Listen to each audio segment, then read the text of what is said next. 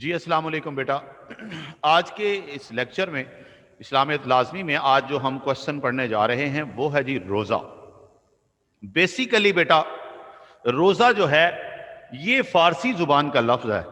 روزہ کس زبان کا لفظ ہے جی؟ فارسی زبان کا لفظ ہے اور عربی میں اس سے صوم کہا جاتا ہے. عربی میں اسے کیا کہا جاتا ہے جی؟ صوم کہا جاتا ہے. اور صوم کا معنی ہوتا ہے رک جانا. صوم کا معنی کیا ہوتا ہے جی؟ رک جانا.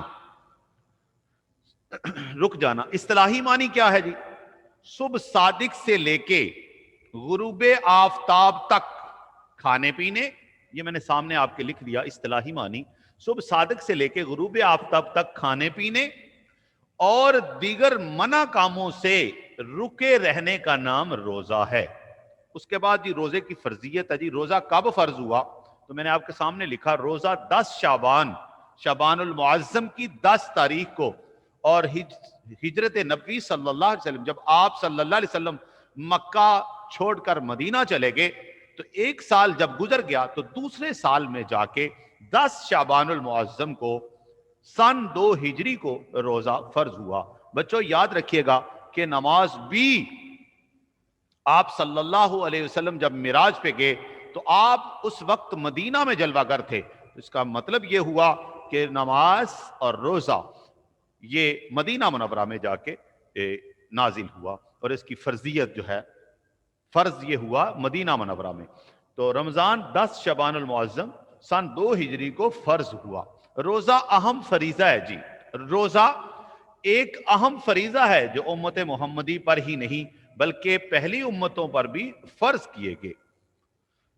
ارشاد باری تعالیٰ اللہ تعالیٰ کیا ارشاد فرما رہے ہیں؟ قرآن مجید کا ہم سہارا لیں تو سورۃ البقرہ قرآن مجید کی پہلی سورت جو ہے اس کی آیت نمبر 183 کا اگر ہم بغور مطالعہ کریں تو ارشاد باری تعالیٰ ہے یا ایھا الذین آمنو اے ایمان والو کتبہ فرض کیے گئے علیکم الصیام تم پر روزے فرض کیے گئے. صوم کی جمع کیا ہے؟ سیام.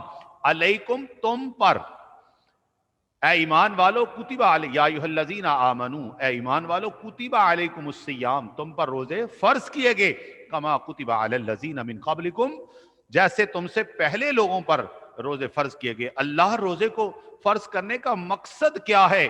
غروب آفتاب صبح صادق سے لے کے غروب آفتاب تک ہم کھانے پینے سے ہر غلط کام سے ہم رکے رہیں.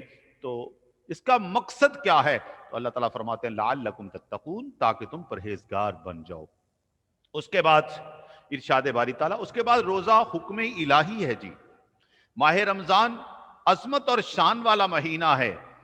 اس مہینے میں اللہ تعالیٰ نے اہل ایمان کو اس بات کا حکم دیا ہے کہ جو شخص بھی اپنی زندگی میں ماہ رمضان کو پائے وہ اس میں روزہ رکھ کر اللہ تعالیٰ کی خوشنودی حاصل کرے. تو پیارے اللہ تعالیٰ کا فرمان ہے. اللہ تعالیٰ کیا ارشاد فرماتے ہیں؟ سورۃ البقرہ کی آیت نمبر 185 اگر ہم کھولیں اور اس کا ہم ترجمہ اور اس کی تفسیر پڑھنے کی کوشش کریں تو یہ بات روز روشن کی طرح واضح ہے. فمن شاہد منکم الشہر فلیصم پس تم میں سے جو شخص اس مہینے کو پائے تو اسے روزہ رکھنا چاہیے. روزے کی اہمیت حدیث کی روشنی میں اگر ہم دیکھیں تو گناہوں کی بخشش ہے جی. روزہ گناہوں کی بخشش کا اہم ذریعہ ہے.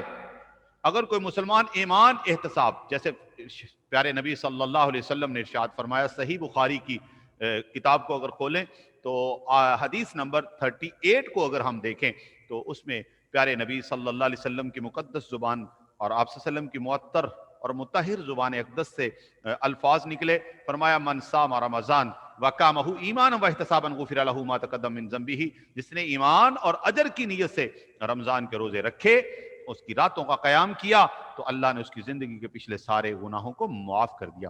اجر و ثواب میں اضافہ ہیڈنگ نمبر 8 میں ہم نے یہ لکھا اجر و ثواب میں اضافہ ہے.